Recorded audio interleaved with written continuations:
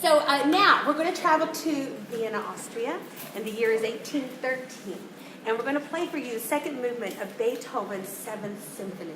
And a lot of people think it's one of his most beautiful works, and especially the second movement. And Beethoven himself, in one of his letters, said that he thought that was his best work to date.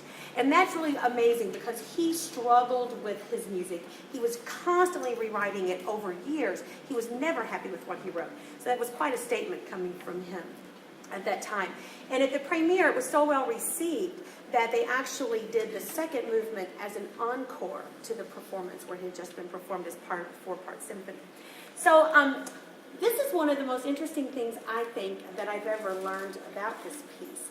I was doing some research on it, and through the years, scholars and musicologists have always believed that the Seventh Symphony was something that was quite a departure from the rest of Beethoven's body of work. It had a different feel, and they would use words like exuberant, jubilant, joyful. And until his Ninth Symphony, those were not words we would normally apply to Beethoven's music. We usually hear words like fire and powerful and things like that. And so they often scratch their heads over, why is this so different from everything before it and even immediately after it?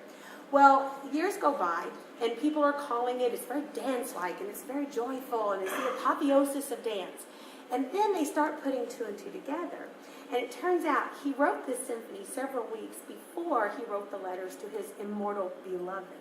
So in fact, it seems that the Seventh Symphony is where we get a glimpse of Beethoven in love. So it's wonderful. And it kind of gives me a very different look at the second movement. I kind of see it, even though it has kind of a funeral march feel, it really, to me, sounds like a love song. So see what you think about that.